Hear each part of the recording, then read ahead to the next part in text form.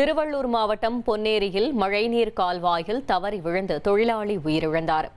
பொன்னேரி குன்னமஞ்சேரியைச் சேர்ந்த தியாகராஜன் மழைநீர் கால்வாயை தாண்டும் போது தவறி விழுந்து உயிரிழந்த நிலையில் நகராட்சியின் அலட்சியத்தால் தான் இந்த சம்பவம் நடைபெற்றதாக அப்பகுதி மக்கள் குற்றம் சாட்டியுள்ளனர். மாசத்துக்குள்ள இதுக்கு நாங்க மூடி அமைச்சு தரோம்னு உத்தரவாதமா எங்களை உட்கார வச்சு பீஸ் மீட் போட்டு உத்தரவாதம் கொடுத்தவங்க இது வரைக்கும் அந்த பணியை அவங்க செய்யாதனுடைய விளைவு இன்னைக்கு ஒரு உயிர், அப்பாவி உயிர் இன்னைக்கு பரிதாபமா பறி போயிருக்கு. இதுக்கு இந்த நகராட்சி நிர்வாகம் தான் பொறுப்பு. கொடைக்கானல் வத்தலகுண்டு பிரதான சாலை பெருமாள் மலைப்பகுதியில் சாலையின் குறுக்கே ராட்சத மரம் முறிந்து விழுந்ததால் போக்குவரத்து பாதிக்கப்பட்டது.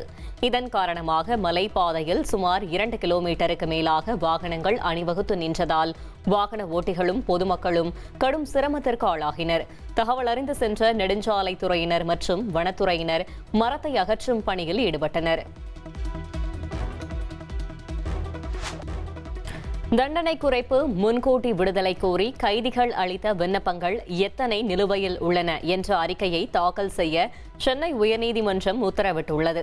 இது தொடர்பாக தமிழ்நாடு மற்றும் புதுச்சேரி அரசுகளுக்கு அளித்துள்ள உத்தரவில் முன்கூட்டி விடுதலை கோரி எத்தனை கைதிகளின் விண்ணப்பங்கள் ஆளுநரிடம் நிலுவையில் உள்ளன, மேலும் தமிழகம் மற்றும் புதுச்சேரியில் எத்தனை கைதிகள் முன்கூட்டி விடுதலை செய்யப்பட்டுள்ளனர் என்பது குறித்து விரிவான அறிக்கை தாக்கல் செய்ய உத்தரவிட்டு வழக்கு விசாரணை டிசம்பர் 19ஆம் தேதிக்கு தள்ளி வைத்தனர்.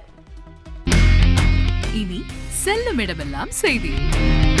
தந்தி டிவியின் வாட்ஸ்அப் சேனலை ஃபாலோ பண்ணினா செல்ல இருக்கும் இடமெல்லாம் செய்தி.